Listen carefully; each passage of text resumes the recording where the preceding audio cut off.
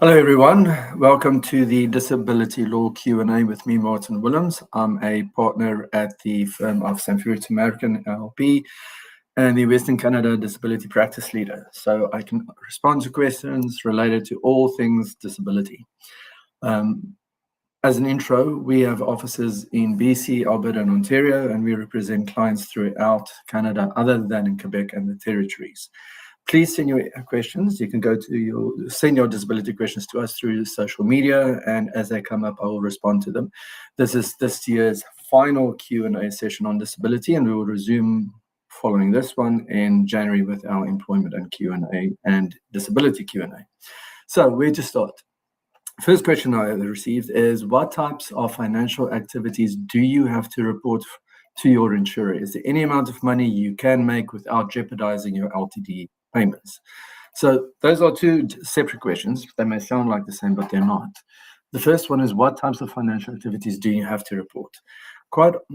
Not quite often. In all disability policies, group policies, you will find that there are certain things called offsets. Offsets would be things that insurance companies can deduct from your LTD payment. Not all other income is deductible. It usually will have something to do with efforts at your part in performing some employment, or if you had contributed during your working life to a plan, that those may be deducted as well. So when we speak about offsets, excuse me, CPP disability is the one that you always hear about. So if you are eligible for CPP disability benefits, most group policies provide that is an offset. And some even provide that if you do not apply, but you are eligible, that they will deem that to be an offset and will estimate the amount and deduct it even if you didn't apply. So if you are eligible, have a discussion with your doctor to consider whether there should be an application made. These are usually done at a time when you get to the change of definition. In other words, if your policy has two definitions, the first one would be you have to prove you cannot perform the duties of your own occupation. That's the first 2 years generally. Then it changes to any occupation, where you have to prove you cannot perform the duties of any other occupation.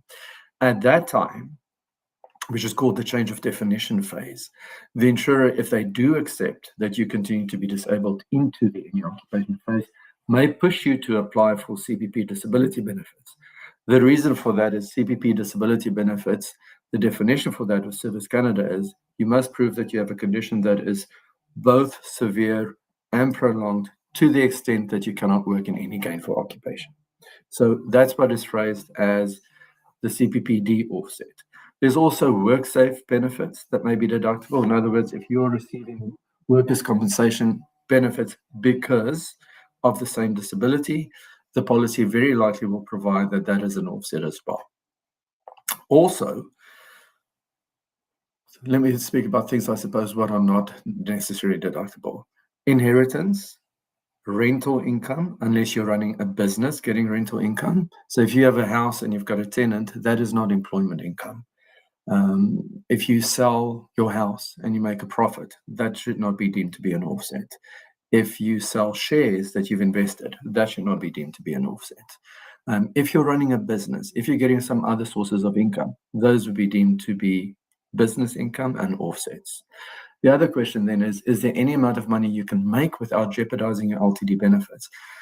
What I would say is if you are planning on engaging in any occupation while you are on claim with the insurance company, most policies do provide that there are various triggering events for benefits to be terminated. And if you engage in any work for profit or remuneration without telling the insurance company, and it's not approved under the rehabilitation clause, that may be a triggering event that your claim will close. So if you do plan on working, even in a limited capacity, it makes sense to tell the insurance company, because you do not want them to find out about it afterwards, where they may terminate your claim and say, you should have told them about this.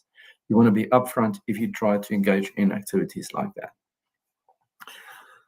We've got a question from our media, and it is, does an insurance have to tell you if they have you under surveillance? They won't tell you. And another thing that you may want to tune into is if the insurance company sends you questionnaires. For example, they send you a questionnaire, say, we want you to keep daily logs of your activities for the next 2 weeks. If that happens, it is very likely that the insurance company is going to be conducting surveillance of you during that period of time. The reason being is once you have that log where you have to complete your activities, they're going to see whether what you've completed on the log, your daily logs, would be consistent with what they see on surveillance.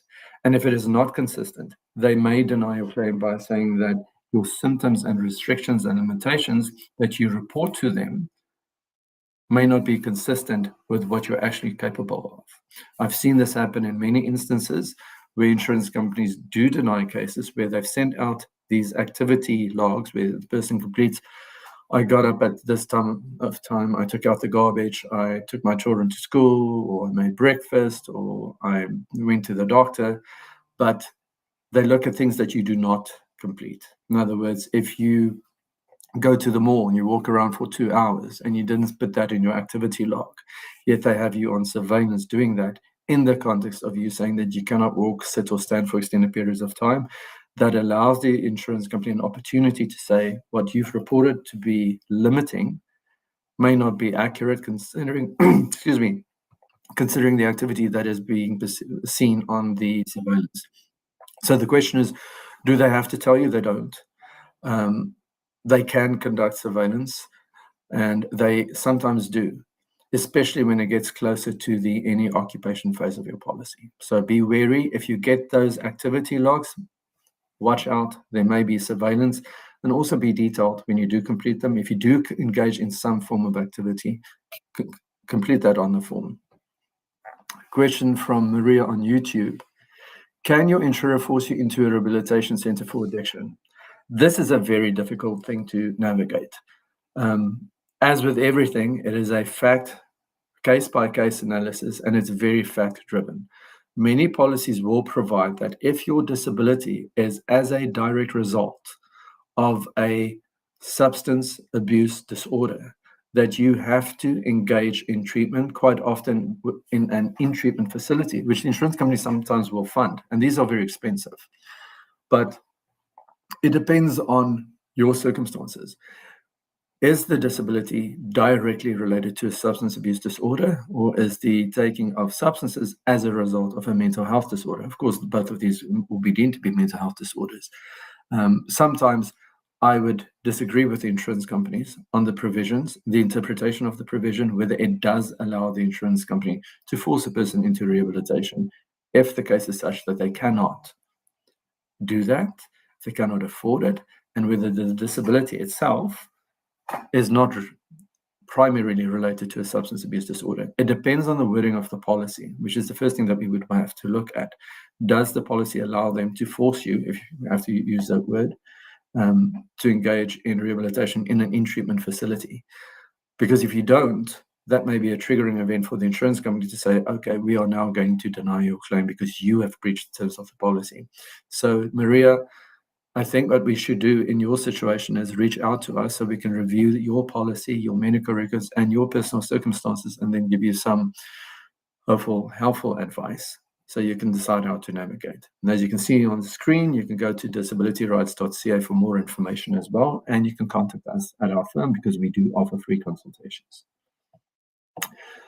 Then I have a question from Kathy McInnes Conto-Giannis. When getting close to any occupation status and it is said that I cannot go back to any occupation by the doctor, what happens next? Do they ask you to apply for CPPD before or on that status date? Or do they offer, I suppose, some sort of a settlement? Do I need a lawyer for a settlement? Okay, so that's a bunch of questions. The first thing is, when you get close to the any occupation status and it is said by your doctor that you cannot go back to any occupation, what happens next? Do not accept that the insurance company is simply going to accept your doctor's opinion. They may do an analysis whether they believe you qualify for LTD benefits into the any occupation phase, which may involve them sending you for an independent medical examination, or they may have your doctor's records, reviews, file materials reviewed by one of their in-house doctors, or they may conduct something called a transferable skills analysis, where they're going to be looking at your skill sets based on your education, training, experience, and whether within your medical restrictions and limitations, you have the capacity to work in another occupation. And that occupation, just so you know, doesn't have to pay you the same as your pre-disability income. It may only have to pay you the same as your LTD benefit, or if the policy defines a specific percentage, what that percentage is. But if they do accept that you're disabled into the any occupation phase, like I said before, when we started this discussion, they may very well have you apply for CPP disability benefits at that time. Do they ask you to apply for CPPD before or on that Saturday? There's no set time when they're going to do this. It may be before, it may be afterwards. I've seen them deny cases in the same letter telling somebody to apply for CPPD. So there's no set formula, there's no set date, but if they do accept that you're disabled into the any occupation phase, I would be very surprised if they didn't tell you to apply for CPP disability benefits at that time, because it is in their financial interest. Remember, it is something that they can deduct from what they pay to you. People quite often ask me, why should I do this and why can the insurance company do that? They can do it because the policy allows them to do that. Is it a negative to you? Not necessarily, because you still get your benefit amount. And once CPP is approved, your position would be that even Service Canada, the government, the federal government, accepts that you cannot work in any gainful occupation. Not just in any occupation based on your transferable skills, literally any gainful occupation, which strengthens your position. Of course, the insurance company may listen to that, and they must say, well, Service Canada has a different criteria to decide on these cases. But if it is approved, I think it supports your position. If your benefit is taxable, then you may also want to apply for the disability tax credit, which may allow you some credits to offset, because CPPD is a taxable benefit. Then, do they offer some form of a settlement, and do you need a lawyer for a settlement? Just because they're going to approve you into the any occupation phase doesn't mean that the insurance company will offer you a settlement. They will continue to adjudicate the claim to see whether you continue to be disabled into the any occupation phase. And I suppose if the evidence is such that it supports, you're very likely not going to go back to work within the foreseeable future, then the insurance company may make a decision internally. And it's not just something that the case manager does. It gets referred to a different department, and that person then makes a decision as to whether they think it is financially viable to the insurance company to make a settlement offer. In other words, where they may say, we're going to pay you this amount of money, and then you agree that you no longer will be insured and you will no longer receive benefits. So one-time lump sum payment. Do you need a lawyer for that? The insurance company, when they send you a letter offering you the settlement, will in that letter very likely say to you that they probably recommend, or that you have the option to obtain legal advice on that. And then you may approach a lawyer, if a lawyer is prepared to do this, to review I suppose, the merits of your claim and to see whether the amount that is offered is reasonable, which is a difficult assessment to make. Remember, your entitlement is a monthly benefit. So the insurance company doesn't have to offer you a settlement. A judge, even if you ended up in a legal claim, cannot order insurance company to pay out a settlement. In other words, a lump sum. Your entitlement is a monthly benefit, which means you have to prove ongoing disability in order to be entitled to a LTD benefit per month. Ash B says, or asks, does your relationship status change your LTD payments? My insurer wants me to notify them if I move in with my partner. That's an interesting question. It shouldn't affect your status. Your LTD benefit, I want to think about this. If there's any way that it could affect your status, I don't think so. Your LTD benefit is based on a specific calculation in your LTD policy. Where you live, I suppose, there's one thing that can pop up, is if you moved out of the province, or probably the country, then there could be a problem. You want to see what the policy says about that. But simply moving in with your partner, I don't see how that would impact your LTD benefit at all, because your entitlement is not subject to you proving where you live or with whom you live.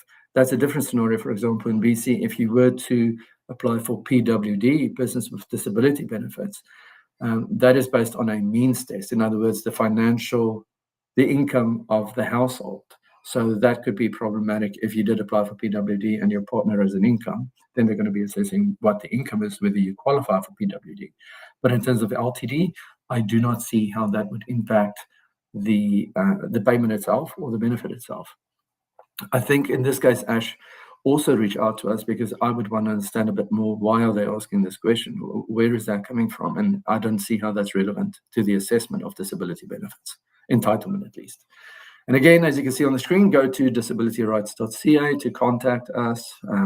As you can see, lots of these questions are posed when people contact us and more. When people get denied, we review the policy, we review the letter, we discuss with them what their options are, because once you can make an informed decision, at least you know how to navigate them forward, right? It's a difficult position to be in once your claim is denied and you're living with whatever it may be, a mental health illness or a physical condition that prevents you from working. You're not getting financial assistance and you don't know what to do. Once the insurance company sends you that letter, which is a triggering event for anybody who has anxiety, now you're no longer getting finances or financial support. Your claim is denied. You have to fight the insurance company while you're also battling to get proper treatment. That's when we get involved and we represent clients where they can focus on the treatment and we deal with the insurance company. But it doesn't work for everybody. So have a discussion with us and then you can make an informed decision as to how to proceed. Question on YouTube from Sheena. I've been on LTD for 3 years. This year I was approved to the age of 65.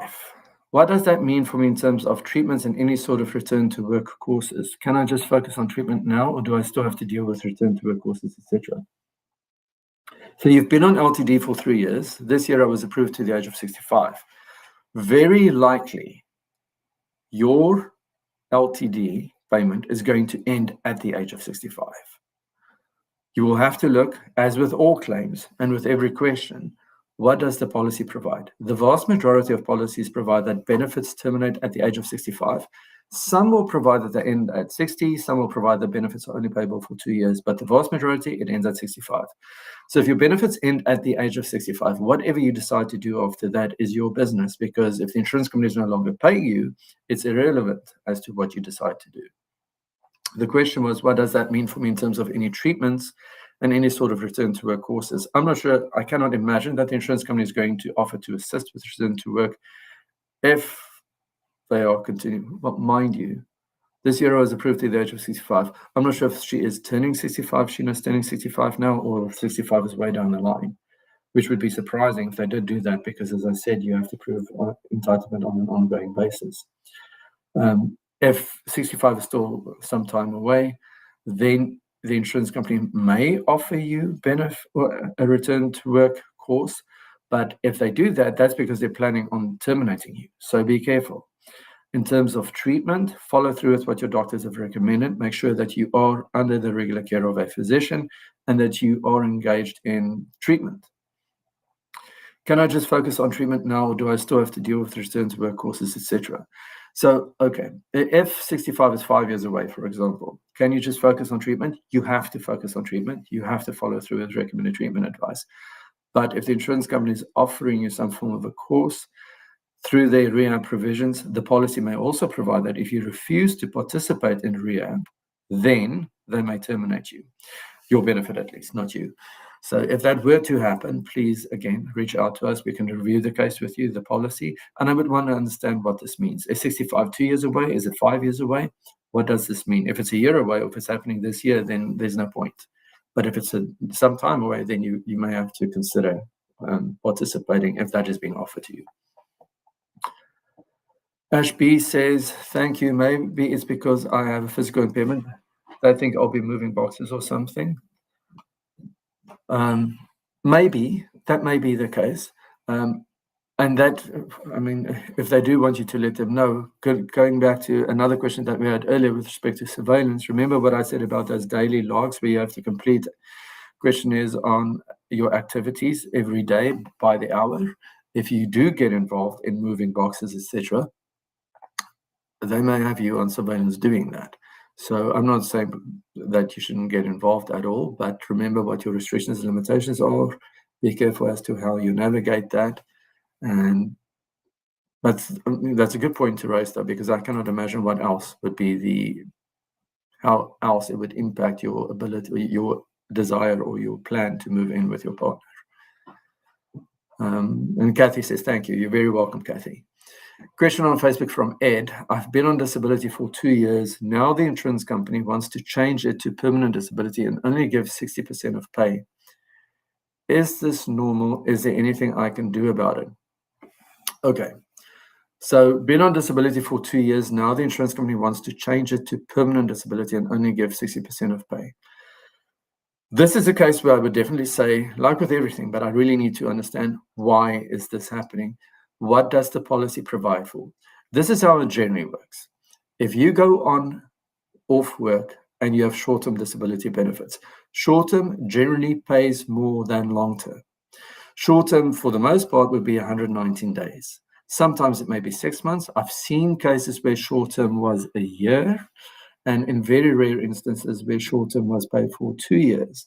Then it transitions in LTD.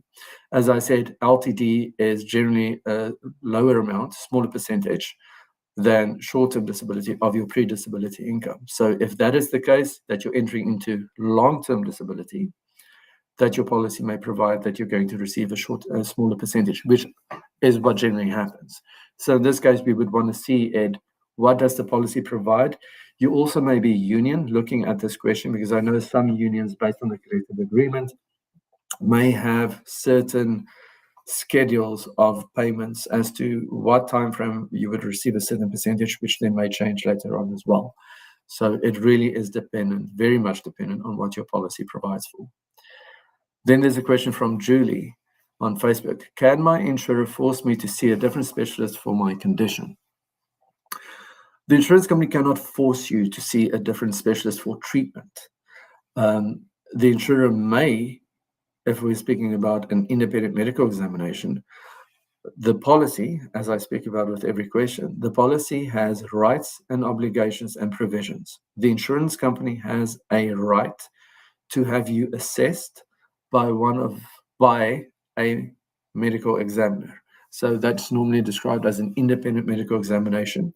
For example, if you have a mental health illness and you're seeing your family doctor and for a period of time, and the insurance company then decides that they're going to have you assessed by an independent medical examiner in the form of a psychiatrist, do you have to attend?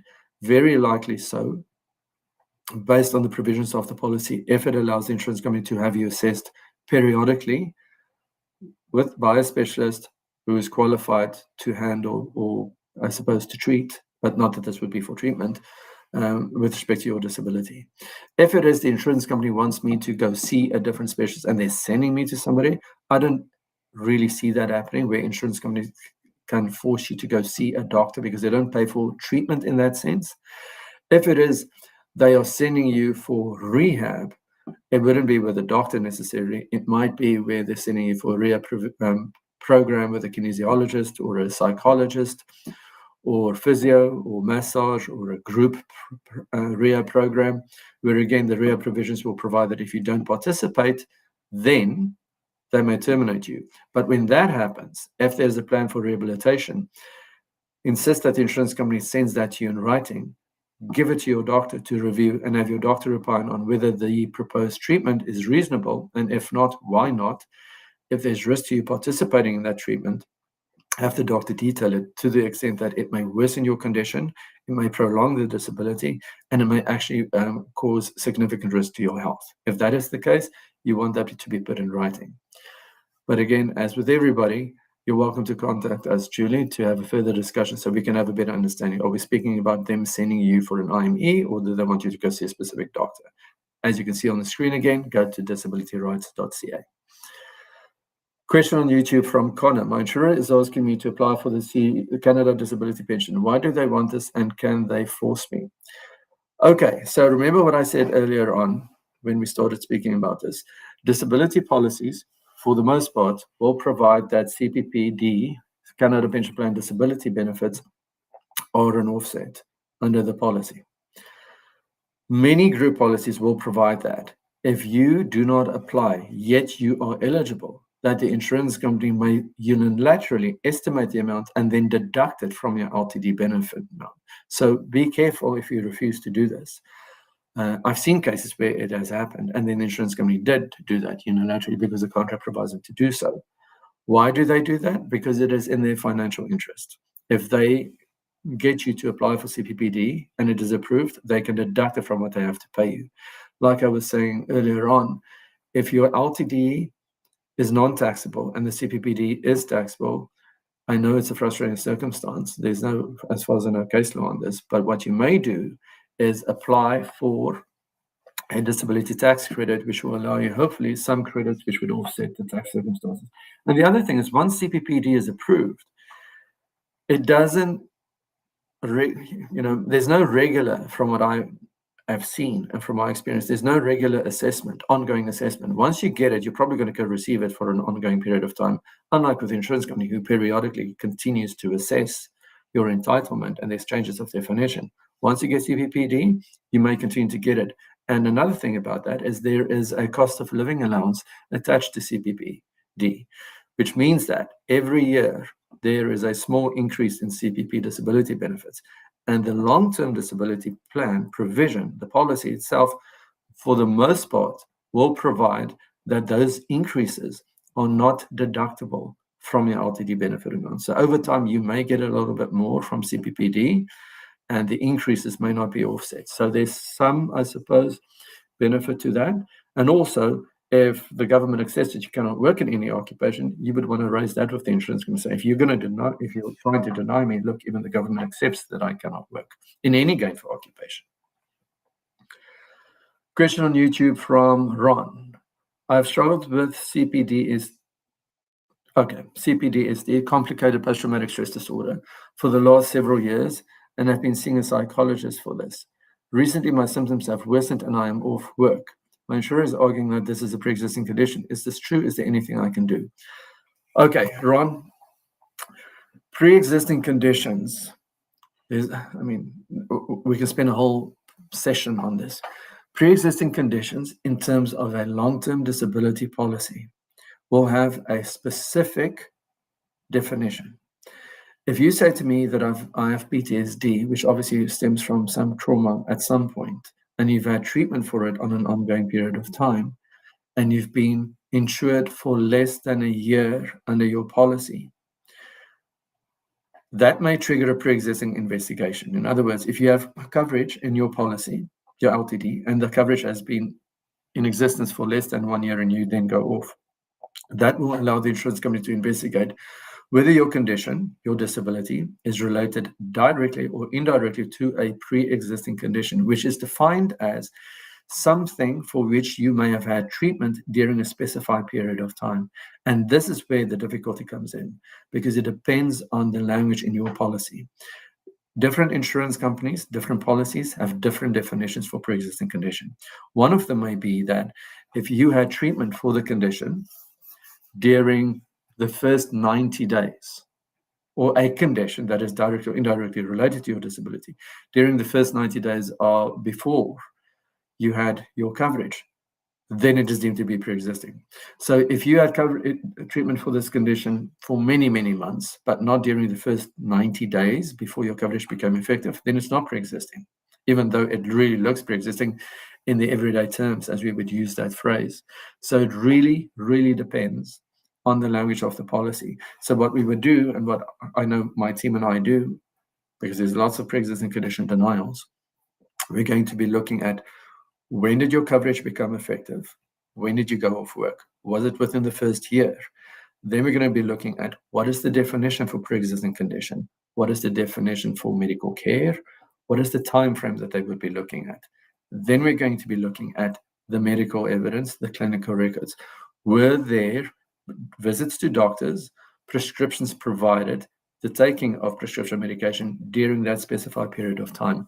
And then if that is the case, is that directly or indirectly related? That condition for which you were being treated or taking medications, is that directly or indirectly related to the disabling condition? If the response to all of that is yes, you very likely won't have a claim to pursue. If it is no, which it often is, and there's always a gray line, then there may be an arguable claim, and that's when we get involved and represent clients to get the compensation which we believe they deserve. With all of that being said, thank you for all these questions. They were very interesting.